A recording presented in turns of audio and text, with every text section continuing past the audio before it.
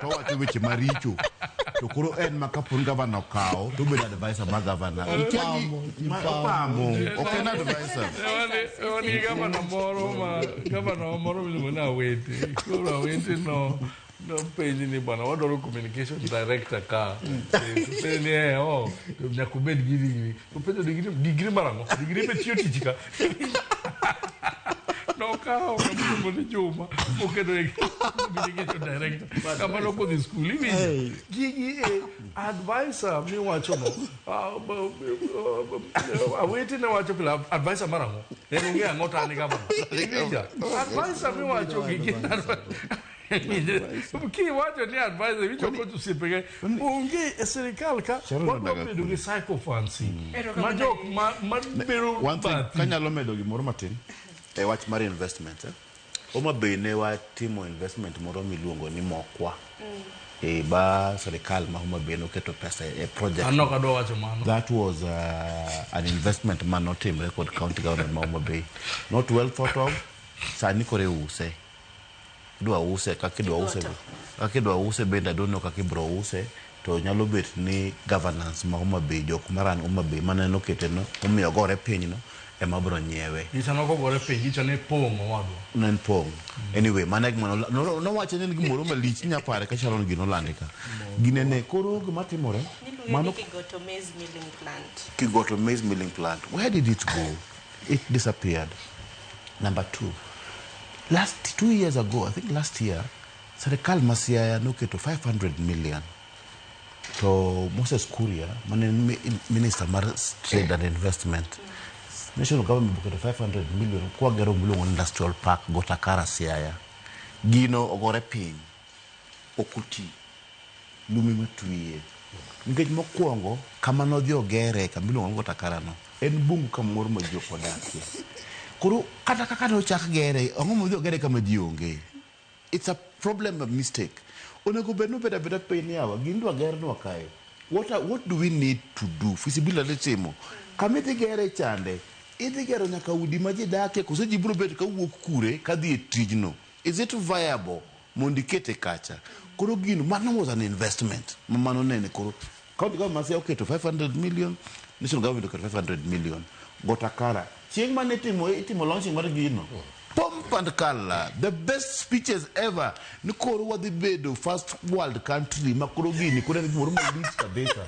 But you know wuoyo kanyo weche madongo anokadhi. But you know wuoyo ni gini en gima lich kabisa. Sa nikoro wanya on the line, there's nothing out of that thing. That project has failed. We've lost 500 million. For example, Kadasa Nikoro investment for money. The county is spending 35 million on this one. On this event, for 1 weekend. Give me Virumu Friday, Osido. Kurumu Friday, you will never hear about again. You will be 35 million gone. Kama subtal ongea.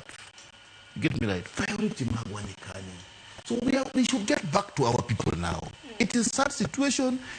Jo telo mwano go. Jo pinyo se konyo unde. Buyodo mwando. Koro ngre uru kamu chopeno. Do give uru back to the people. Kada kiti mo investment. Kada kiti edo katamna sondu miriu kana nege edo nyakach kacha. Kagite ko gero dino kacha. Togi gero school. Togi gero dispensary. Ilungo ni getting back to the people. Koro wa builders magwa. Koro se romo. Dogie uru time uru gik moko ma paro ja pinchande. Wetima gik moko ma kony kendi. Kendi loso nikech koro ngene ntok mar mbakoromo to mbakoromo ngene bende ber bende ma jo piny yudo. Anyinyi rombe paket kod magi ja piny bende nego bende yudo ber moro. Joma ntiere gi magawa. Gin bende giyudo kata to magawa bende ntiere moromo magotende. Ni loso kotende kod milion 50 kwa 35 ma bende sirkal kaunti ma Sebro bedo katimogo. Road networks to chal nade ndara mabendi bro bede kidwa moko aparo ni mano bro bedo kwa losi bang'yo matinya kwa runga jonga luogi ote magi benda sene nukuoro e mabeda bro bedo kacha kogoda ka yuma tena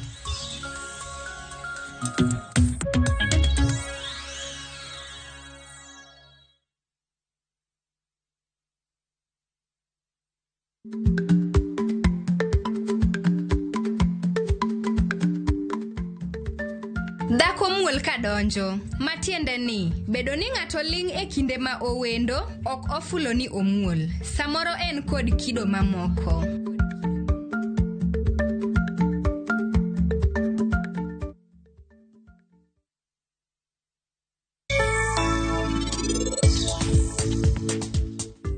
weche wacho ni en adier. Nitie en jaoda. Ang'o momiyo nitie marus koda? Inang'o momiyo Sanju wuok kager kamano? Monti anasewuoyo gi nyakoni maber diriyo. Koro nikech wachno en oparo ni an ahere. Be mano nyalre? Ha? Bende nyalre adier?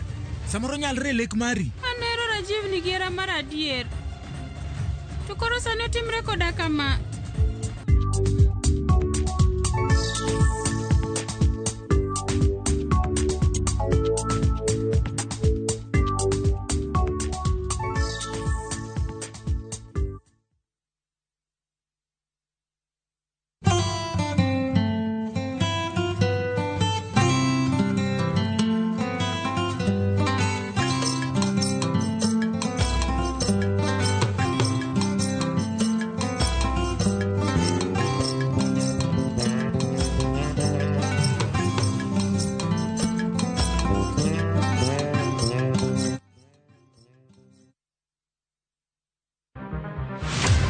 Chal mar pinywa en gima ichiko e mbaka ma obedo godo kanyachiel. Ok oripo bed ni warito Trevor nyaka issue obedie. Nikech leadership is not just felt in a crisis. Chakre wach yuto nyaka somo, wach telo nyaka ngima mapile. Jopiny dwaro ni omiye strategy kaka ng'ani dok dala. Owe ponde toka gwam. Penjo madongo dwaro duoko makare. Wachiwo duol maduong' ahinya. Jotelo, jotim nonro kod jogo matemo kelo lokruok. Kitwa mokwongo namba 1 en ng'iyo kaka warito kendo wakonyo jopiny. Omiyo ka joka dhi marach to nyaka koro wanyisgi. Dwarore ni wang'e, wapenjre penjo kendo wayud duoko.